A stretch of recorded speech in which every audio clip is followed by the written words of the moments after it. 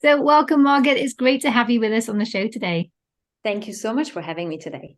You're welcome. And I'm excited because we're going to talk about change, which is something that we haven't actually covered on the show before. It's something that back in my corporate life, many, many moons ago, I got involved in a lot of change projects. And I think it's a fascinating area. And not only that, you've written a book around it, which is really, I love your approach to that, but we won't give any spoilers just yet. We'll come to that shortly. But before we dive into all of that, I'd love it if you could share with the audience how you came to be where you are today. Thank you very much for allowing me to tell you a little bit about my life story and how I ended up being a solopreneur or an entrepreneur. Well, as many of us, I've started in the corporate world and I joined a multinational company in the logistics sector back in 2003 in Singapore.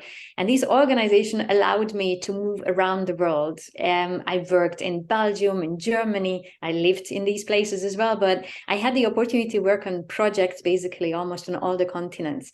And I loved it. This is the organization that also allowed me to get into the field of change and transformation, because here I was exposed to what it means to work on this thing called change, something that in my eyes is absolutely common sense, but it can have a structure as well. So it also can become a common practice. Because what I see is when it comes to change, as you said, in the corporate world, in the not corporate world as well, we are constantly going through them. The leaders are launching new initiatives because we have to get better, more productive, more efficient, which means we have to change the way we work and we have to let old routines go. But we are human and we don't really like that. And whilst I'm not a psychologist, there are lots of very simple tools and techniques that I know I have used and I've advocated that I believe helps us manage those changes and transformation with and the right tools and methodologies, the right framework, a roadmap. When I got blessed a couple of years ago with a child and then another one, and we changed countries, suddenly my corporate identity was shaping as well. I was part of this organization for a really long time, 15 years, and I loved it. I loved the colleagues, the leaders, the growth opportunity, the camaraderie, the learning. But then as we changed countries, I guess lots of listeners can relate to that. And as we started our family, everything turned upside down. And I had to see how I balanced the things that from that point on were important to me. And one thing that really helped is that already when I was in this organization, I started freelancing. I had an addendum to my contract, and in my free time, without any conflict of interest, I could service clients outside of my organization. And it allowed me to practice my wings like a little bird, because I did not have any idea how to go about it. But by the time the moment came to set up my own business, I already had some experiences that encouraged me that it will work. And whilst I'm still in this growth journey, I'm just super excited to have embarked on this. Yeah, wonderful. How incredible to have a company that allows you that space to do some consulting on the side and start to build up that experience and that. And I think a lot of what happens in your early stages of business, it's just proving to you that you can do it, making those mistakes and learning. And so it almost doesn't matter where you start, as long as you start somewhere, because then you start to understand what it really takes to run a business that works for you, not just any business. It has to fit in with your vision, your values, your lifestyle, everything that you want to create. So, yeah, amazing that you had that space. So, I imagine with your corporate background, understanding change, having that experience in freelancing before you went solo as a complete solopreneur, that transition must have been easy, right?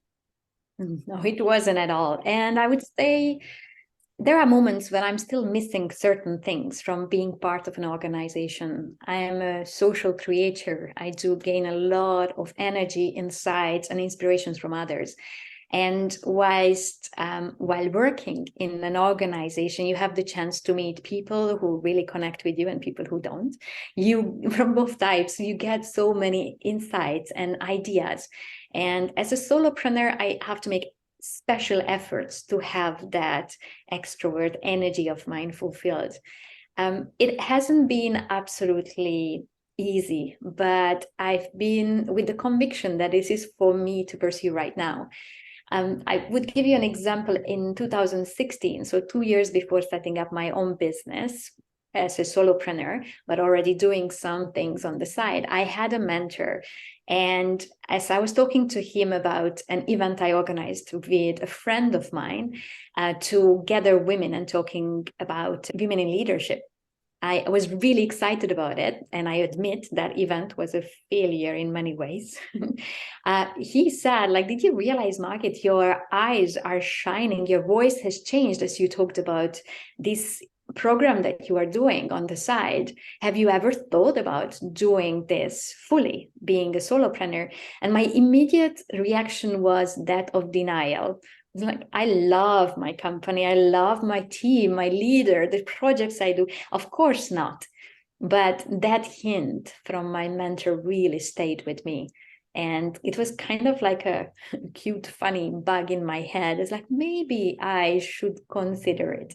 And I'm so grateful for him being a mirror to me, to show me that this seems like a way of working that energizes you, because I loved the corporate ways of working as well. But I found so much beauty in working on my own business too. You asked if it has been easy. My answer is absolutely not. But one thing that I've learned a lot about is mindset. So I've been consciously working on what holds me back, what energizes me, so that I can learn, like, this growth mindset. I need to really demonstrate what it means to me. And being a solopreneur is one of the best ways to do that for me right now. Yeah, exactly. And as you go through that process, no two businesses are the same, because no two people are the same. No two visions are the same. There's so many differences. So understanding your mindset and surrounding yourself with other people on a similar journey and opening yourself up to the ideas of others, like your mentor, it's so important, so that we can feel supported in that journey, but also have that space to create what's important for us. And it's wonderful that you're doing that. And it was a bit of a cheeky question that it's going to be easy, because of course it isn't easy for anybody. We sometimes assume that it's easy for everyone else and we're the ones that are struggling, but it's never the case. No one ever quite knows what they're creating. We have lots of failures along the way, but that's how we learn. And the sooner we learn to get that mindset in the right place, so that we can celebrate those failures and those lessons and use them to make ourselves stronger, the sooner we can do that, the better, really. So it's wonderful to see that you've really learned that lesson very early on already. Absolutely. And it's a journey that I continue really exploring, because I'm not sure, but probably you and the listeners can really relate to those little thoughts in our head appearing, which says, yes, and that sounds so exciting. And then a few seconds or moments later, yes, but it's so difficult, or whatever the sentence is continuing like. And I think it doesn't matter if we are solopreneur or simply adults who are exploring how to find ways to fulfillment, we have those thoughts. And I believe that just by acknowledging, especially the yes, but thoughts, recognizing that there is a limiting thought that could block us, and turning them to positive affirmations can give us the chance to grow and to see if it's indeed our path. And I think we have to remember, as solopreneurs, nothing is finite. So if we feel it doesn't work, it's okay. We've tried, we learned, we can take another path, or we can return to the old corporate world. There is nothing wrong with it, because we've grown and got so much from this journey. Yeah, I couldn't agree more. So Margit, you've written a book called Change Matters. You mentioned that you were relatively early in your journey, and lots of people think, oh, I'm going to write a book, but very few people actually sit down and do it. What was that process? What made you think, yeah, I'm going to write a book and I'm going to do it right now? It's been a work of years in the making. To share a little bit of a background behind the scenes about writing a book, I started the thought process, I would say, in 2019, which was 4 years ago. At a networking event, I met a gentleman who is an author, coach, and collaborative writer, and he did a pitch And he talked to us, other entrepreneurs, about the opportunity that writing a book can create in terms of authority, credibility, and visibility. And I was listening to him. It was maybe a 2-3 minute long speech from this gentleman. And I knew immediately I wanted to have a coffee with him, because it's very interesting how people, clients you work with, start telling you, oh, you have so many great stories. Why don't you write a book? But then if you are anything like me, I was like, yeah, writing a book sounds awesome, but it's not my zone of genius. In 2010, I undertook an expedition in Costa Rica and Nicaragua. And I lived in the jungle, and I was doing different work with volunteers and rangers. And at night in my basha bed, underneath the mosquito net with the headlamp, I was writing my book. And when I finished my expedition, I wrote it down and I published for people who sponsored this expedition of mine as a thank you. And it was 110 pages long writing, a kind of a journal about what it's like to live outside of my comfort zone. But I realized that it's not just a matter of writing, it's knowing how to write so people will enjoy it. So I've tried it. I knew how much work it was, but I also knew that I needed help. And I started working on the whole idea, mapping out who I would write it to, what it would be about. And I got blessed with my second child. And I don't know if any of you listeners have had that, but as this long-awaited blessing was on her way, I had these very interesting feelings. Oh my God, whilst my baby arrives, I will be invisible to the world out there, but I still have the intellect I want to use. So I said, I'm set out to write this book before the little one arrives. And I did indeed set that out and got the first milestones. Then COVID happened and all of that. So there was a bigger delay, as you can see. But it was just a work in the making that allowed me to feel that even if I dedicate these months, the first year, mostly to my little one, I'm not going to get disconnected, because there is still a lot of value I can give. Prepared to give. So I know it's a long story, but I hope people can relate to that. It doesn't have to happen in a couple of months. And it's okay to really rally up experts to help us be in our zone of genius and still produce something that we can be proud of. Yeah. And tell us about how crowdfunding featured into this, because I think this is a really interesting approach that you've taken that I haven't heard of before. It was new to me as well. It was last year in March that the first time I heard of crowdfunding, and I actually supported back the project. This was for a book for teenagers about growth mindset, written by a friend of mine for my masterminds group, Nora Santo. And I followed her campaign with admiration. She knew that I was working on a book, and probably early autumn, we had a nice coffee or lunch, I can't recall. And she asked me, Margit, who would you like this book to be read by? I was like, yeah, friends and family, that's fine. And she said, you've already dedicated more than 2 years and a lot of your time and resources. Are you sure? It's like, yeah. And then she said, you said you liked my campaign. Why not explore that? And I did not really know what crowdfunding for authors would look like, but I found a fantastic consultant called Lisa Fairland. I did some of her online programs, and I was like, this is exactly what I want, because I've put so much of me into this, both on the personal and professional side. I would like it to be read by more people. And at the time, in autumn, I did a couple of courses, writers' challenges. I looked at publishing and self-publishing.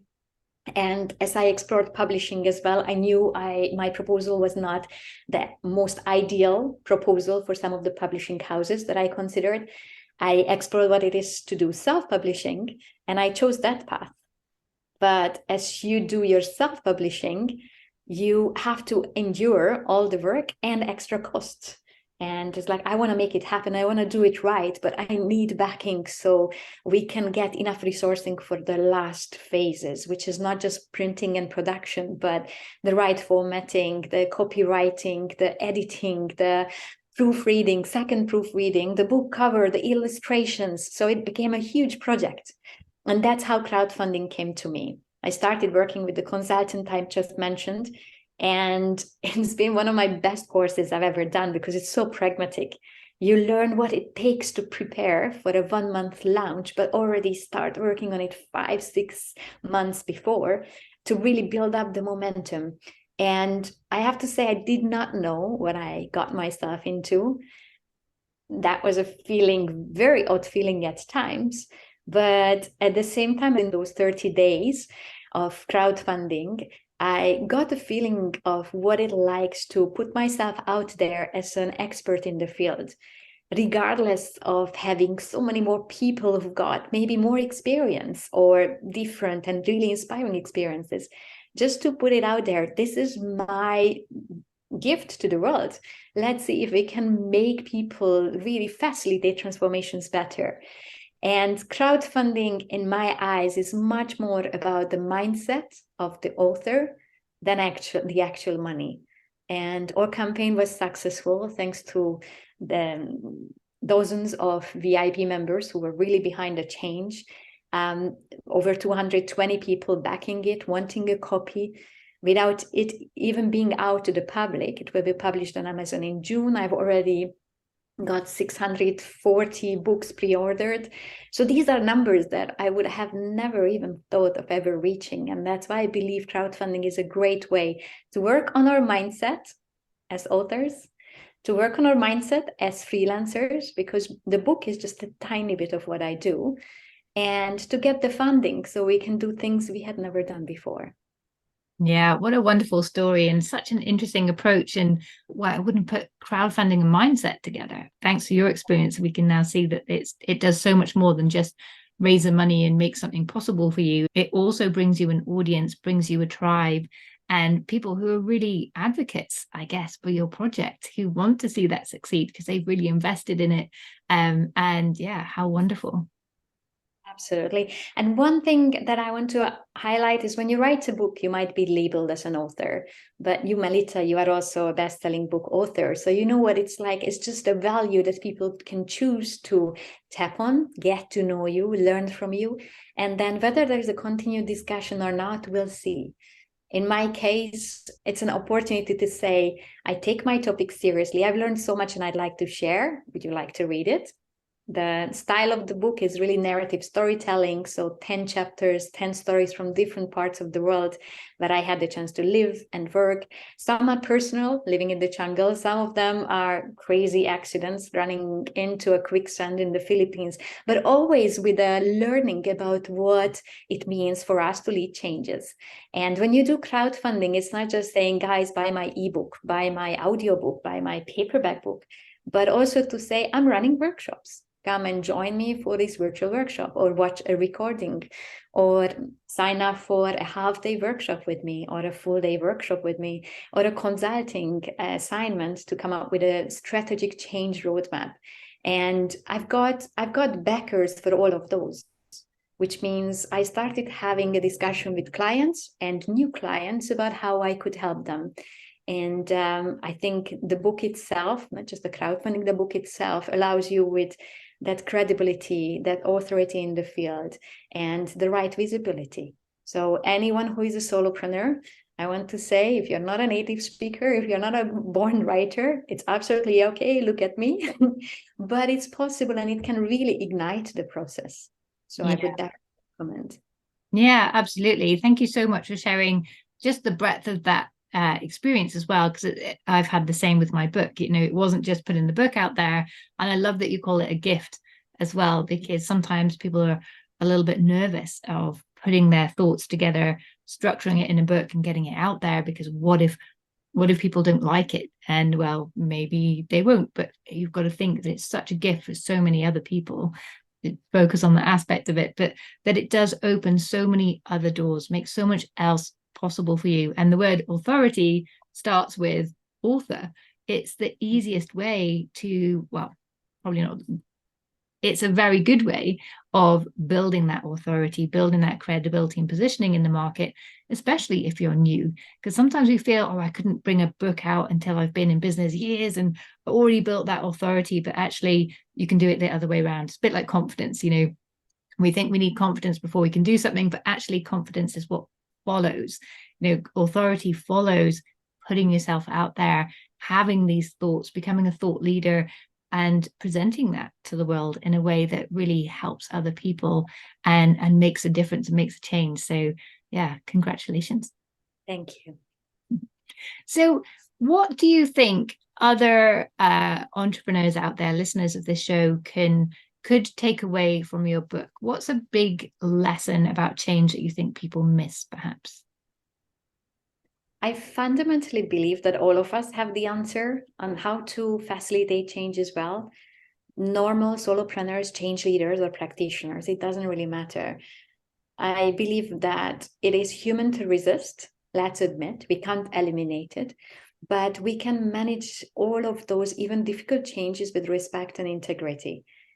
To give you an example, if we are facing very difficult changes where we have to support our clients to communicate and launch difficult changes like offshoring and outsourcing, communicating the fact that people are going to lose their jobs, there is no positive spin to be made, but we can manage it with respect and integrity. And I don't think anyone needs a Margit Takacs or another consultant to manage it, because they have the answer already within them. But what me and my colleagues in the field can help with is to bring it to a structure. So if anyone chooses to read the book, I believe it will make them feel that they have the inner wisdom to cope with even difficult situations. I trust that they will take a couple of practical approaches away from it. And hopefully we get into a dialogue. It doesn't have to be a consulting assignment, but a dialogue to share what it takes to manage it with respect and integrity. Shall it be a big or a small change? Yeah. And you mentioned earlier that Nora asked you the question, who's your dream reader? Having finished the book and it's so close to being published, who's your dream reader now? It remains to be the change leaders, people who've got at least 10 to 15 years of experience, preferably people who have already managed some change projects. They've got the ups and downs of what it's like to manage this emotional upheaval of colleagues whenever something is changing around them. And people who realize there is always more to do. There is always different approaches to pursue. I would imagine that my ideal reader would not be rich on time. And that's why intentionally I wrote the book in a way that it's storytelling, but 10 different chapters. And based on the title and subtitle, any reader can say, okay, this resonates with me, this doesn't. So even if someone chooses to read one chapter, they could take something away from it. Yeah, wonderful. Margit, thank you so much for coming on the show and sharing your story with us. I believe you've got an event coming up that you'd like to invite people to, which is all around change. Do you want to tell us a little bit about that? Absolutely. So one learning as a solopreneur I've got is that we can do so many things. We are capable of doing so many parts of our own business, but we don't have to do all of them. And that's my learning journey too. It's okay to liaise with other experts in the field or even engage expert consultants to help us really facilitate the path of doing new things. One of these partners in crime in the change field that I have the pleasure to work with is Cyril Kortleven. He is a change mindset speaker based in Belgium, doing speeches around the world around what it takes to have the right change mindset. He and I connected many years ago, and whilst we take a different angle to how to facilitate the emotional side, the people side of any transformation, we do things together. And on the 21st of June, we will have a Change Tribe workshop, an interactive workshop that any of the listeners can join into. The link will be in the description. This will be an opportunity for us to explore what it takes to really strengthen that change mindset, but with practical things. What can we do about it? We all know we need to work on our mindset and change mindset, but what can we do practically? And hopefully by joining this interactive workshop, people will be able to gain those insights that are most relevant to them. Wonderful. And is that an online workshop? It is an online workshop. It's free. It's one of the events that is done every about 2 months. And there will be recordings available as well. If people can join, but they are curious, then feel free to contact me and I will make sure that they get the recording too. Fantastic. And if people want to know more about that event and register, where's the best place for them to go? Well, to reach out to me and to find the right link, it would be my website. So it's https:/margittakacs.com, margittakacs.com. It will be also in the footnote of these podcasts, so I trust it will be easy to find. And also, one great way to connect is really LinkedIn. If anyone liked the messages that we were talking together about, then on LinkedIn, you can find me very easily with my name that's also seen in the title and in the description. And I'm happy to take the discussion forward, or simply welcome the new people from this audience to webinars I normally organize every 6 weeks. Wonderful. Margit, thank you so much for coming on the show and sharing your experiences, and good luck with your workshop and your book launch. I know it's going to be fun, amazing. How wonderful to already have more than 600 copies sold before it gets published. I'm sure it's going to be a huge success and really help so many other people and organizations to manage change in a much smoother way and bring everybody along for the ride with them. So thank you so much. Thank you for having me on.